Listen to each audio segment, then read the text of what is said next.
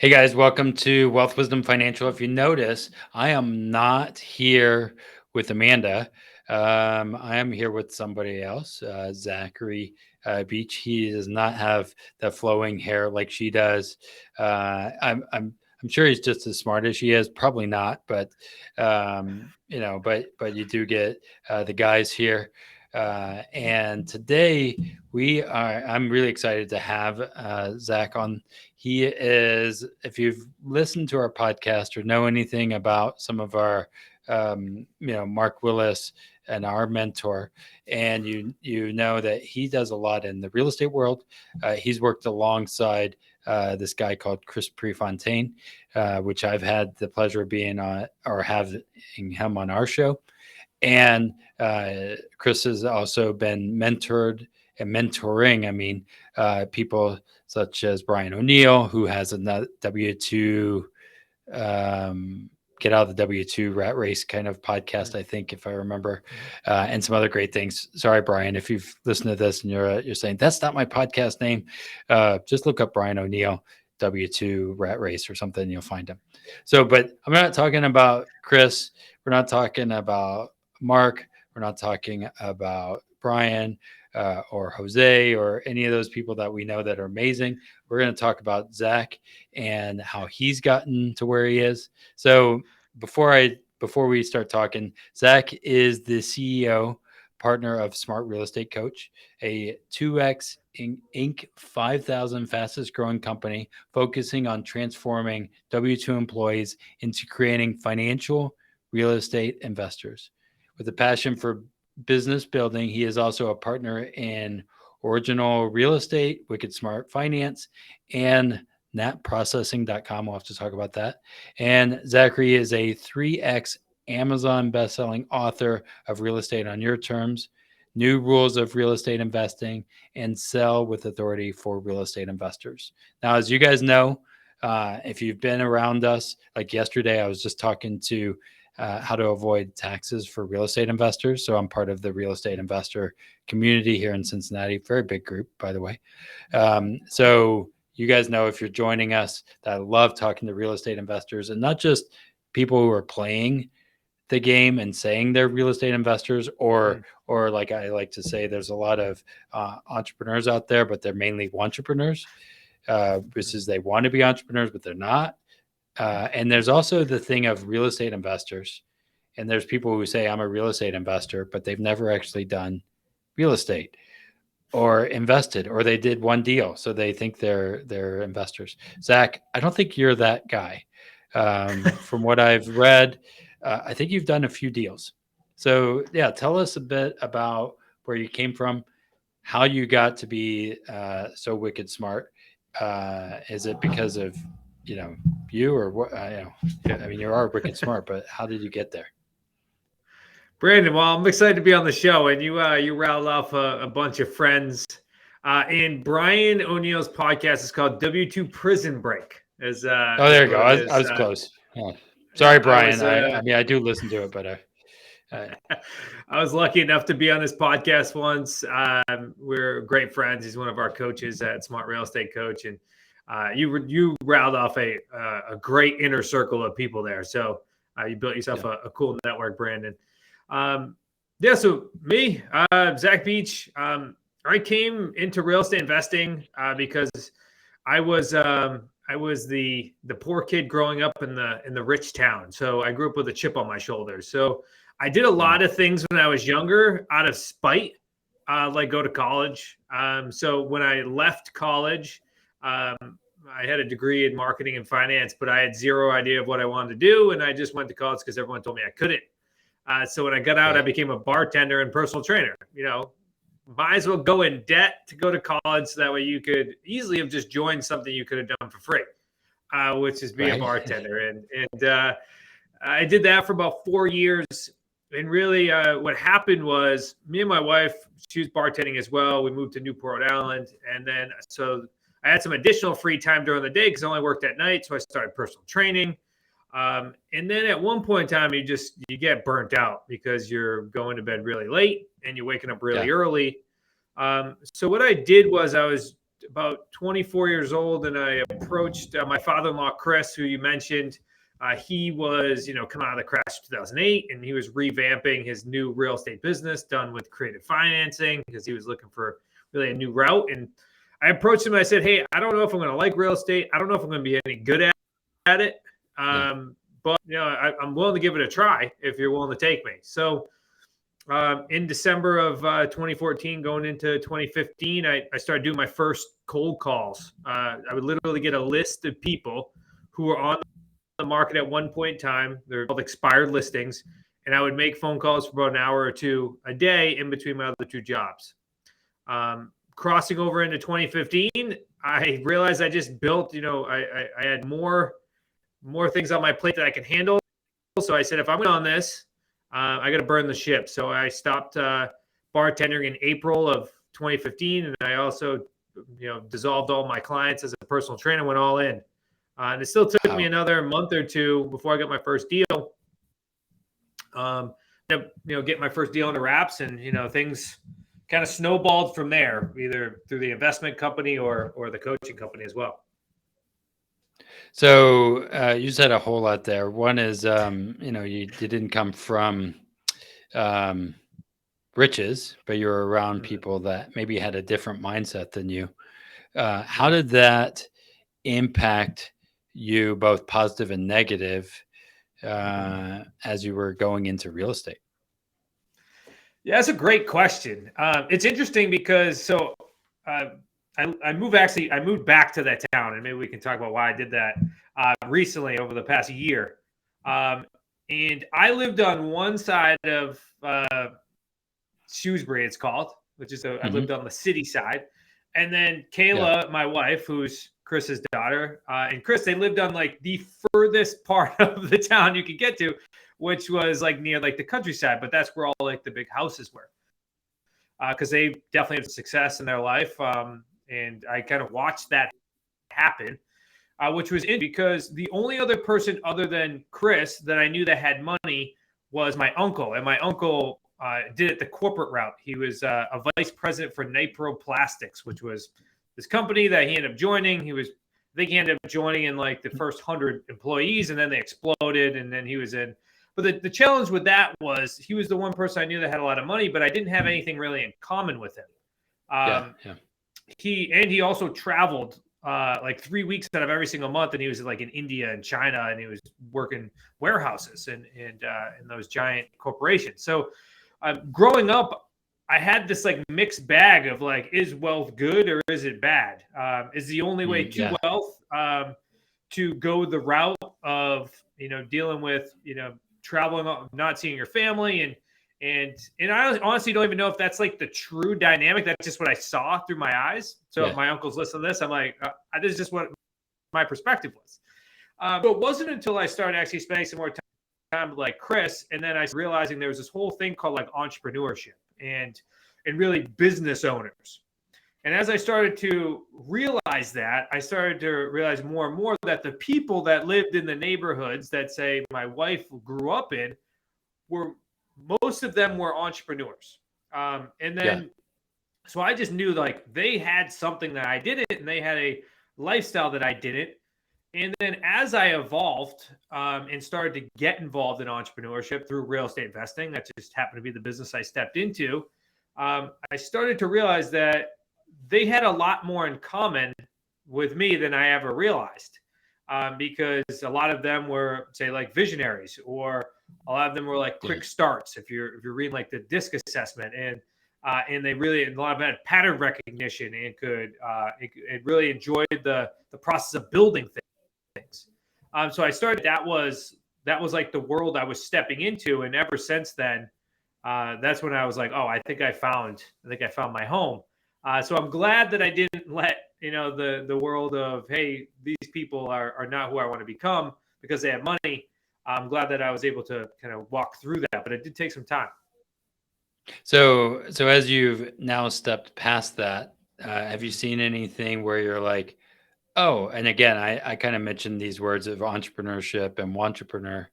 Have you ever seen people that you're like, man, I thought those were that, and what's the difference between a entrepreneur, if you ever heard of that Yeah. before, and an Yeah. entrepreneur, business owner, what do you think are the key indicators that make those differences in those people? Yeah. It's almost like brings up the question like are entrepreneurs born or are they made? And Mm, I've kind of deliberated on that for quite some time. For me personally, I think I was born an entrepreneur because I was the one that yeah, was collecting balls in like third grade yeah, and selling them at the green. But I've also seen a lot of people like you talk about like Ryan O'Neal.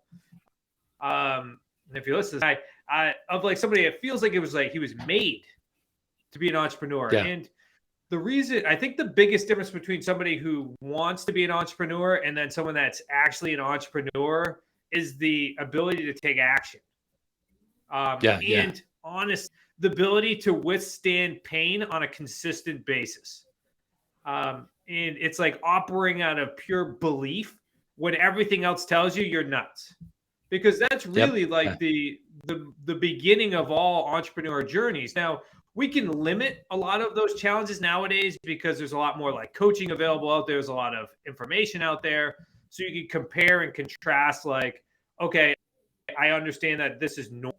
I think probably 20 years ago, if you were the only way that you were able to go ahead and feel like you're normal is if you read a book and you're like, oh, I could yeah, see this person's journey. But nowadays, I think there's a lot of feedback out there in social media where it's like, oh, okay, if I'm not struggling, maybe if I am struggling, I'm sorry, then I'm probably going the right direction.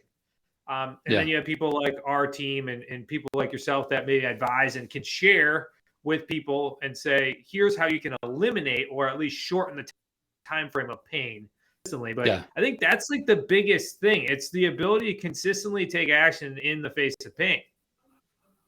Well, and I want to get into some of that. So thinking about that and knowing some of our past, right? And we're very similar in past. I was raised by a single parent, and just like you, and seeing like some of the pain that happened with that, right? Mm, And then, so I'm thinking about how we're very similar in these kind of things, yeah. and how a lot of times in our world we're like, oh no, I don't want pain. I just want the results, right? I Mm, want the results of this. I want the big paydays without making the phone calls. That's kind of what's happens a lot. Entitlement issues, right? And so there's a lot of pain from our past, right? That mold us into who we are. And then mm, you were a personal trainer, and I bet you, no pain, no gain is probably what you said a bunch of times. Going to the gym, and you have to put in the reps, right? And I was thinking about that, and mine. I used to be in the Marine Corps, right? Well, there's a lot of personal training and Marine Corps, kind of similar, mm, that you learn in how our bodies, if we want to have rock hard abs, we got to actually do diet and exercise, mm. or do some things that are pointed towards those things, right? Yeah. But a lot of times we want the quick results without the um, effort. And Mm, something that you said in your book, I'm going to just show that book. Here we go. The chapter, you said you did a lot of dialing leads, mm. calling people, probably getting people hanging up on you. You probably had a lot of those kind of things. People saying, "Oh yeah, no, I don't know, stop calling me," or you're an idiot or whatever. Mm. Um, has that ever happened to you? Is anytime? You know where Uh, I'm from, right? Massachusetts. yeah, So yeah, yeah, Massachusetts, just people hang up on you even if they like you. Uh, yeah. so Right there you so go. yes, lots of hanging up. I think you bring up some great points, and that is, of course, we all want a quick fix, and honestly, some of the I want to say tragedies because that's a strong word, but some of the students have come into our community and got a deal really quick because they Hmm. got lucky per se, and they didn't put in the work. They didn't last. There's a Yeah, certain aspect of, and I know it's one of the least fun things to do, which is making cold calls or talking to people about a subject that you don't necessarily know yet because you're in the midst of studying it and you're trying to put yeah, things together. It's painful. It's really hard. Um, but it's that building of that habit of the communication skill, which is the number one Yep. skill, I think, not in most businesses, period, but especially in real estate investing, because articulating somebody's challenge and then solving it, utilizing the options, is the name of the game. Yep. So embracing that skill set, that challenge first, because once you have it, now it's okay. Now how do I get to scale, or how do I now build and hire people, a team in order to support? So now I can be the one that just closes deals, which is what most people want. When they hear real estate, it's like they think they're just going to step into real estate investing and all of a sudden they're going to close a ton of deals. And the truth is, it took me 6 months to get my first deal done. 6 months, and I had a real estate investor and a real estate agent who was a great real estate investor as well, my other brother-in-law, and they were sitting in the same office as me. There was such a major gap of not only personal development that I had to go through, but also training along the skill set and the systems that real estate investing, portrays or needs to happen. So it's just being able to really embrace the challenging aspects of the business at the beginning. Well, now I have that skill set for life. Now I can pick up a phone and talk to a seller about any single deal and any type of property. But it took me, it took me probably 2 years to get to that point, and then another 3 to 5 years to master it. But at the end of the day, it's such a big skill set to have. And I think that you've mentioned like some of it is like that idea of grit. I was thinking about this in whether you're doing real estate, whether you're doing what we do with the infinite banking, where people like burn out. The success rate on what we do is pretty high, not success rate, failure rate, right? People are like, yeah, I started this, it was going to be amazing. And they forget that it takes grit, takes working at it. And you think about that new person that had that deal early. Well, I think about starting a business, it's kind of like having a child, right? And now you got the opportunity to join into a baby that was being formed by someone else as well, right? But if we're a business owner and we're starting our own thing, right, there's that, you can't compare. It takes a couple years to build, and you have to learn. I don't know how to do stuff with a baby before I had a baby. You know what I mean? It's true. Same idea with a business, right? And I have a 5-year-old right now, and I'm like, he still has problems. My business is 5 years old, still has problems, and we compare ourselves in this Instagram world of somebody who's further along. Now, one of the things I liked with talking to Chris back is he had some pains that he overcame and he kept going forward, and you as well had certain pains. But what is something that helped you, not that you would avoid pain, but that helped you overcome that quicker? Yeah, it's a great question. Because no matter, you're going to go through the pain. Now it's how do you embrace it? As we get the bottom, how do you embrace that? Because at the end of the day, it's so worth like going through it. And I think I learned that a lot from sports. Sounds like you're in the military. Thank you for your service. It's same type of thing. It's there's this end goal, and in order to get to that end goal, you're going to have to withstand a lot of things that you couldn't predict. But it's also significantly better than you could have imagined or envisioned until you get there. So some things that were really helpful to me, especially when I first got started, is I used to focus on like moving my body a bit. And I mean that like, so if I had a bad call, like because being on the phone and communicating with people, especially at the beginning, is like it's a rhythm. It's like you get into a rhythm, and usually like my first couple calls wouldn't be that great. So I used to just do like 10 to 20 push-ups. I'd be like, all right, my mind's not right. I need to get my body moving. And if you studied any like the Flow Research Collective, like Stephen Kotler talks about how to get involved in flow, which could happen in communication. So I would move my body a lot in order to get things moving, in order to, or I'd go for a walk in order to get my head clear. I also still to this day, make like sales calls or seller calls, because I'm still buying real estate, walking or driving. It just feels like I need to get things in motion. So that was something that was very helpful. This is something I always teach the students as well, and that is you have to be emotionally detached to the end result of the deal, really, especially at the beginning. So my days at the beginning of real estate investing, and I still find myself in this trap sometimes, especially with the business, and that is if the business is doing really well or I had a lot of good activity on the phone that day, I was happy. But if it was a bad day and I didn't feel as though I got the results that I want, I was miserable. So my days just looked like waves. If I looked at the past week, it wasn't consistent. Until I figured out a way, and that was just through personal development, in order to detach from the end result.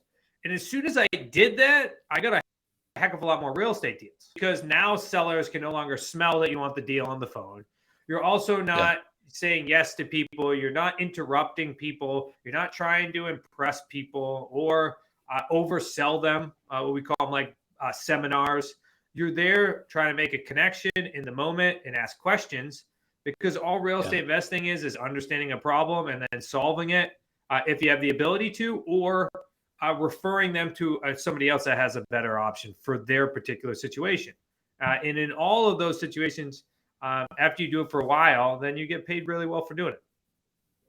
Yeah, I think about that too. And that, when we first started this business, luckily we had a sell of a previous business that helped us get through it. Because when you need the money to survive, right, to eat, you can feel it. And then you're not leading with the right motive of serving. It's about, and maybe you try, but there's that, and it's a hard dance, right? Even as I'm growing the business, and now things are easier, but it's 5 years in, but it is really hard to not be worried. Hey, if I don't make this deal, I'm not going to make payroll or something like that, which is real. And so, how do you help people be attached and detached, especially in the beginning? Like, what are things that you would say need to do this, even though hey, if I make this, my kids need food, right? I don't know. It can be that hard. Yeah, it can certainly be the reality of it. And we've had moments in our business where that is the case. So I think if I'm approaching a new real estate investor, I'm always first suggesting that you do this as a side hustle for a bit. Build out your rhythm, do it while somebody else is paying you. I know that it can be harder when you're deeper into your life, where you got kids and you have, you got sports that you got to attend, and you have all these other additional things, family and your job. But it's the easiest way to bridge the gap to the lifestyle you want. I also say that a lot of people tend to be more successful in real estate investing is if they don't need money like they need water, and they really are changing it because of a lifestyle, not because of a necessity of finances. Don't get me wrong. There's plenty of people that are going to be successful in that. Heck, I was one of them. But if you find yourself like in your 30s and your 40s and your 50s, what we do is we build a system to help you implement consistency and to build up the business on the side until you reach a certain pinnacle, where then we can make, now we could create a bridge in order to get you to a point. If you want to be full-time in real estate investing, we create a strategic plan in order to get you there. Now, it may take you longer to get there. Some circumstances it's not. Like we talked about Brian O'Neill, he was able to retire in about 9 months. But he also had a massive skill set that he brought to the table that he worked on for 20-something years as being a salesperson. So so if you have the ability for us to really create a strategic plan with you and then say, okay, now let's get you to a point where here's what my finances look like. Here's what my bank accounts look like.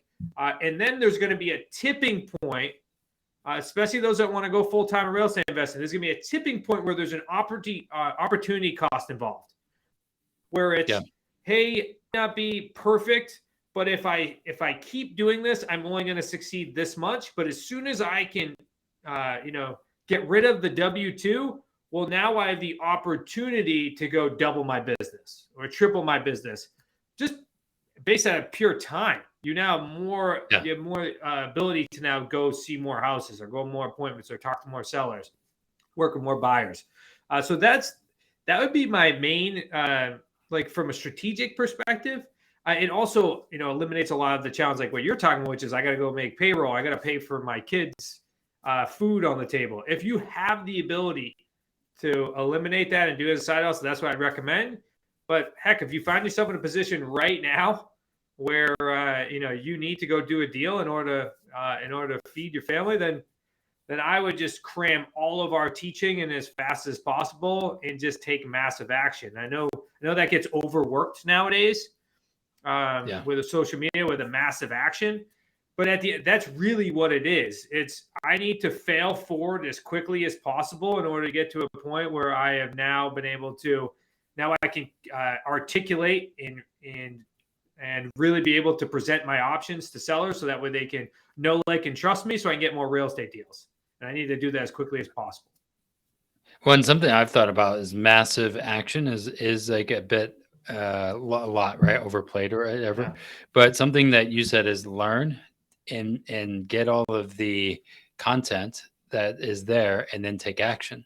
So then what I like to add into this massive action is massive appropriate action, because you could do massive action and be doing all the wrong things.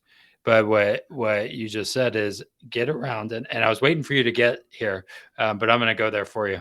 Okay. Something that you did is, and what we mentioned before, is having coaches and guides and mentors and people alongside you that are there for you. Like you were one of those people for fitness, and now you're one of those people in real estate.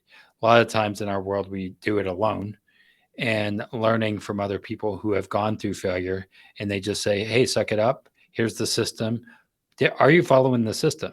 Oh, no, I'm not following the system. I'm doing something else. Well, then that's your problem, right? Follow the system. That's kind of what you say. I told you to do this exercise, and are you doing that? Well, no, I decided to change it up a little bit. Well, that's why you're not getting the results, right? Learning the systems and building those rhythms.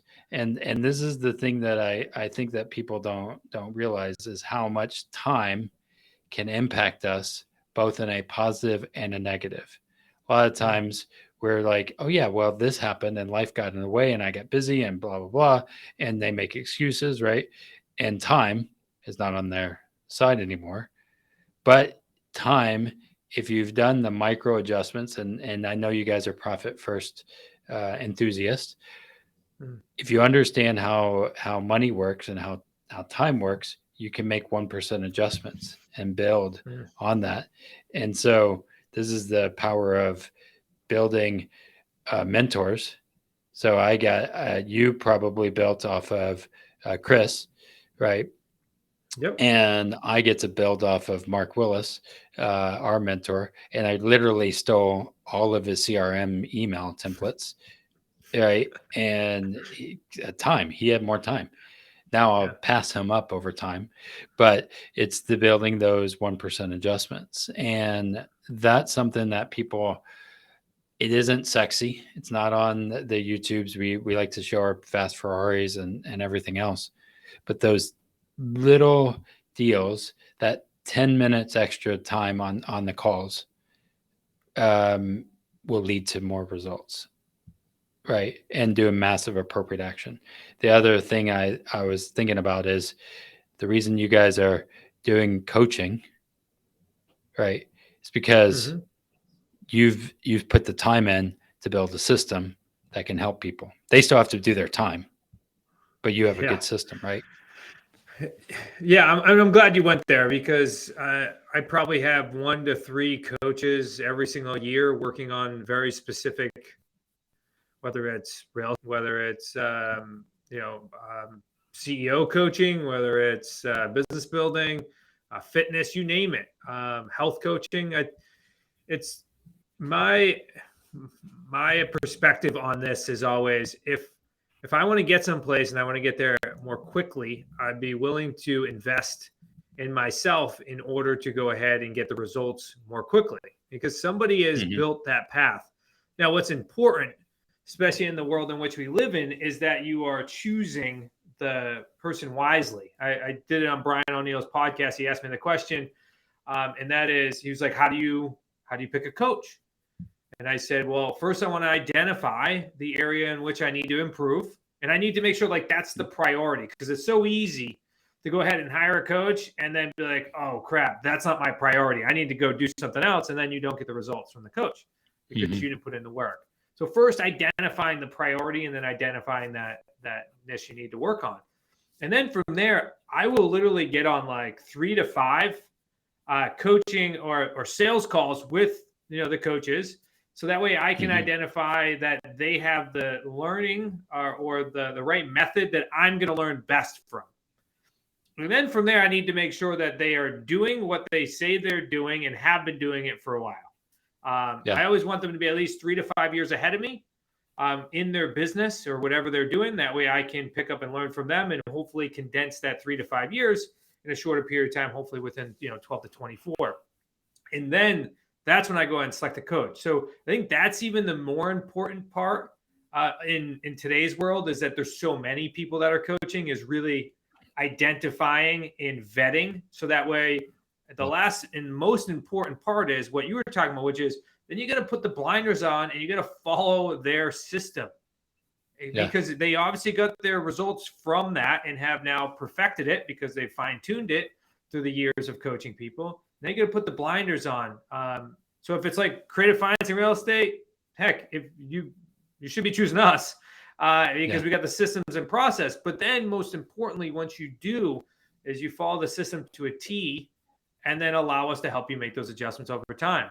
Because now being a coach, and if you've ever read the book $1 Trillion Coach, really good Yeah. book. But he talks about a coach's job is to show the blind spots, and that's what we're here to do, and then guide you throughout the process. And I think you mentioned there's a lot of coaches out there. Mm. What I feel like it's oversaturated, and everybody is like, "Oh, I'm a coach now. I just quit my job so I can be a coach." And I'm like, "Oh my, for real? Um, what did you do? Like nothing." Well, I'm a who knows, whatever. There's anything out there, but really, that's why we started in some of this. I'm like, dude, how many people have actually started a business from scratch and sold it? I mean, it wasn't a big business for us, but it was one that I started and sold, a coffee shop, and now I can Oh, help nice. other people. And now I go into like doing this infinite banking, and I coach people all the time. And then I just happen to sell a policy along the way, but it's helping them find out what do they want, what they really want, and then using the tools that we have to help them. And then what's great about this, what I love, is as you start learning your craft and building your craft, you get to talk to people like Zachary here that are in other spheres. And here's the thing that I've learned, and I'm learning how the money side works. And as my money grows and is efficient, guess what I got to do?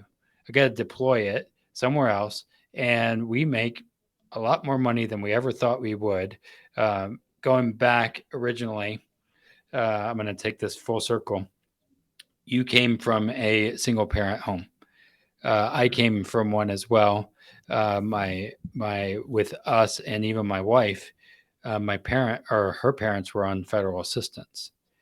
Can you like think about as you were growing up and where you are now? Would you ever have imagined like the amount of money that would be flowing through you and how much you're making? Like, have you thought about that or just said, "Wow, I can't believe I make so much more than my mom made." Like, do you see that?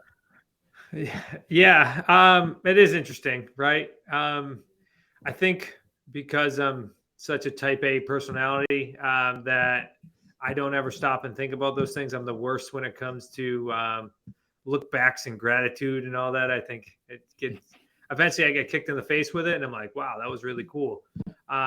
but I'm just so in the trenches right now to even Yeah. consider it. But now you bring it up, yeah, I mean it's pretty insane. She was a cashier at Lowe's for the Yeah. longest time. So as you can imagine, I mean, most of the money didn't make it to the end of the week. Yeah. Well, and again, thinking about time, and as you developed as a kid, young person, making mistakes along the way, we've all made them, done stupid stuff. But sometimes I'm like, man, I'm like 47. I wish and people say this all the time to me. They're like, I wish I would have known about this 3 years ago, 10 years ago, 20 years ago. Yeah. I wish it worked great for my other person, but not for me. All this always happens, but what we all have is what we have with time right now, right? And it's one of the only resources that once it's gone, it never comes back, as far as I know, um, unless you're part of the Marvel universe, and then there's something else. But um, It's true. so this is something I want you guys to hear is, as you're doing real estate, if you're a real estate investor wanting to learn, be around people who have been done it going forward, right? Or they've been through the trenches. That's why I'm part of real estate investor groups, learning. Even though I'm not doing certain deals yet, man, I get to learn a lot and have you on our podcast and say, oh, what can I ask him, and learn and be coached at the same time, right? And I think that that's something, as people are moving in, learning from people and understanding when is somebody going to tell you a line but not actually doing the efforts or the results, right? The calling on the phones. So now we're now here. Where do you think it's heading for you guys? Where's it going? The world is crazy right now. Wall Street is, I have no idea.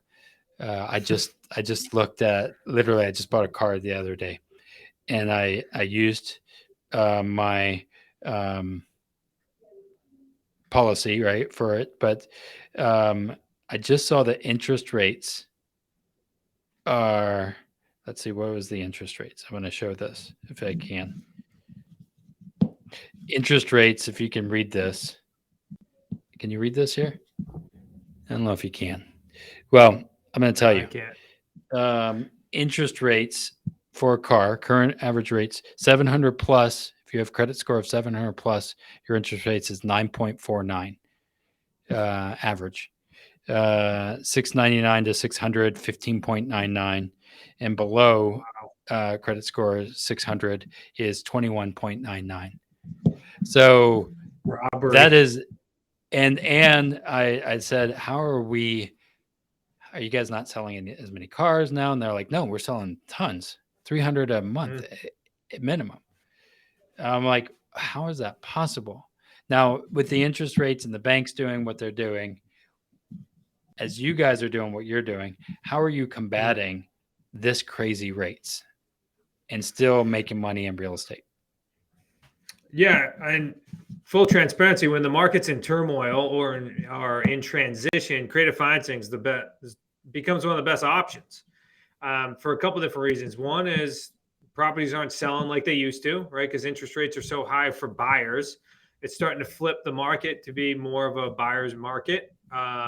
We're not quite there yet, but what it's doing is it's causing properties to be on the market significantly longer than they used to be. It's also causing offers to be much lower, and it's also causing offers to fall apart because people can no longer qualify as things are constantly shifting.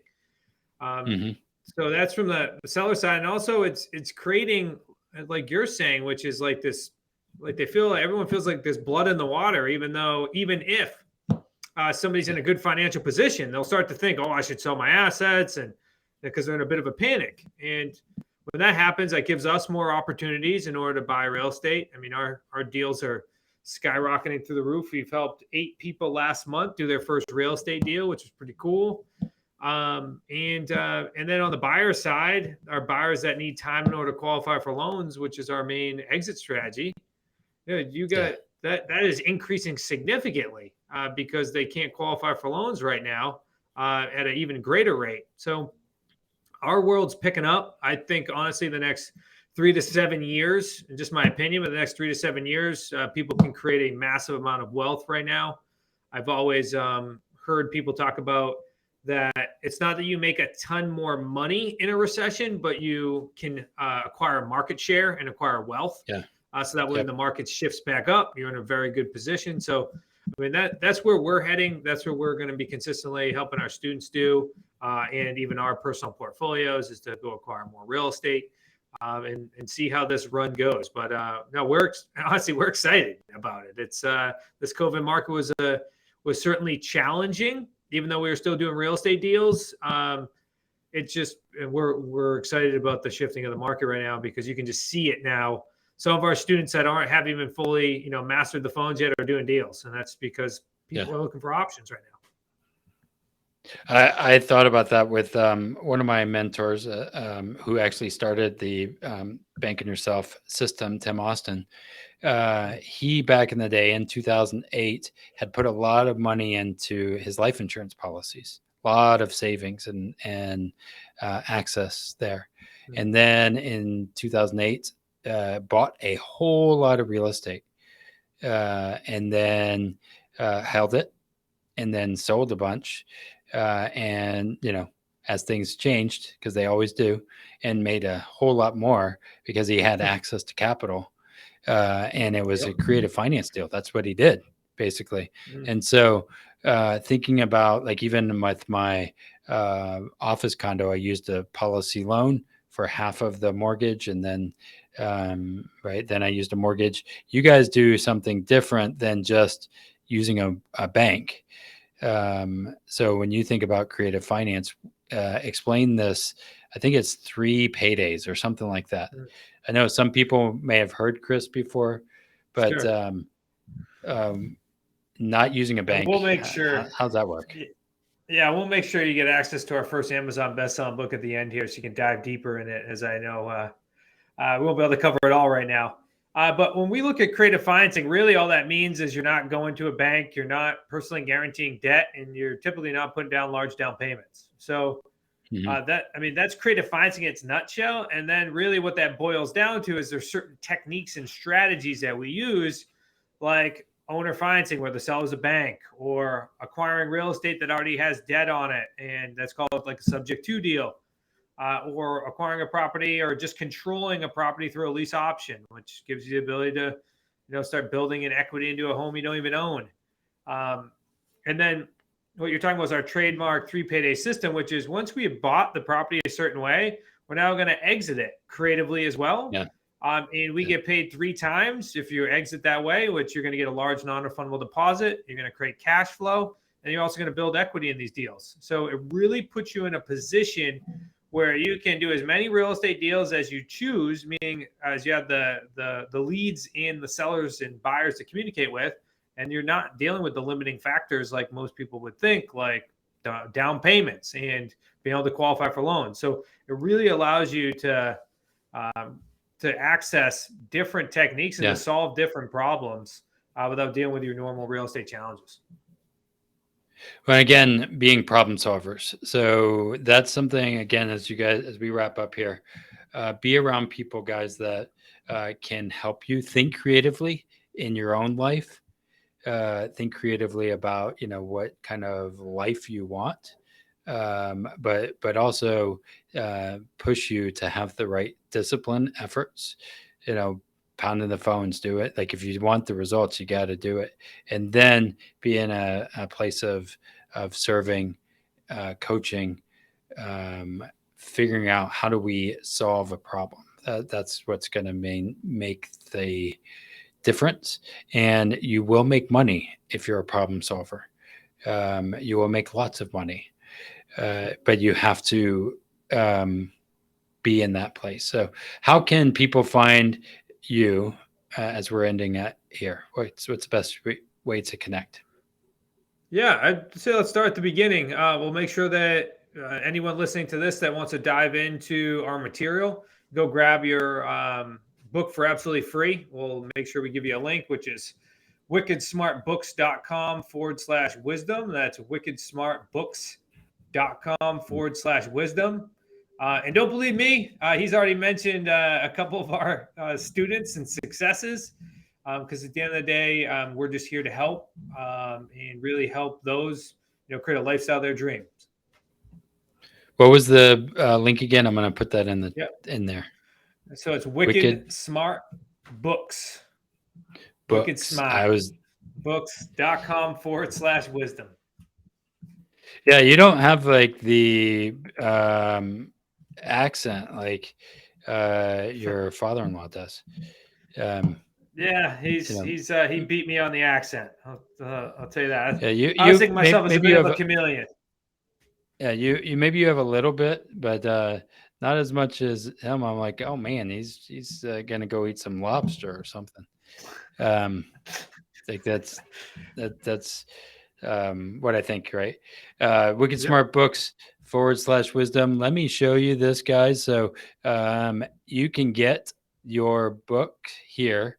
Let me just add it here. I'm trying to do that here.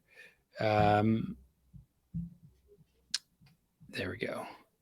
So go here, wickedsmartbooks.com /wisdom, and you'll be able to get a free book.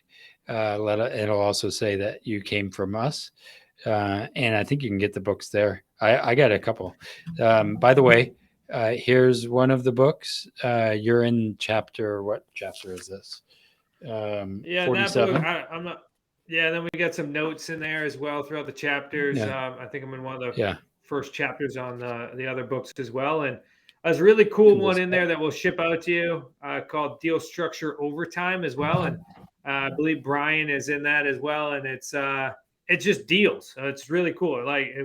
we walk you through who the sellers are, what their challenge was, how we were able to solve their challenge, who's the buyer, and then the profits that were made from the deal. So it really brings everything full circle. So go ahead and grab that. Don't go on Amazon and spend the money. We'll ship it to you out for free. Yeah. Look forward to seeing you guys in your success. Awesome. Well, thanks, Zachary, for being here. This is so much fun. And, I love talking to people who actually are not just coaching people, but you're actually doing the work as well. I think that's really, really important. And not just saying, hey, you should do this, but you do it. That was something that I saw. So, guys, thanks for watching. Don't forget, hit that like, subscribe, share this video. As the real estate market is, I don't know, it's getting interesting. It's always been interesting, but learn these fundamentals. This is really fundamentals. We're not talking about anything special. We're just saying, dude, talk to people a lot. And then if you get tired of talking to people, talk to them some more, and leave with a servant heart and keep showing up, right? And have a good team around you that says, hey, you're not talking to people enough. Um, and that will help you. So, with that, keep sharing this. And remember, you're in charge of your financial future. We just want to help be the guides to help you. So, you guys have a Thanks, great one. Brandon.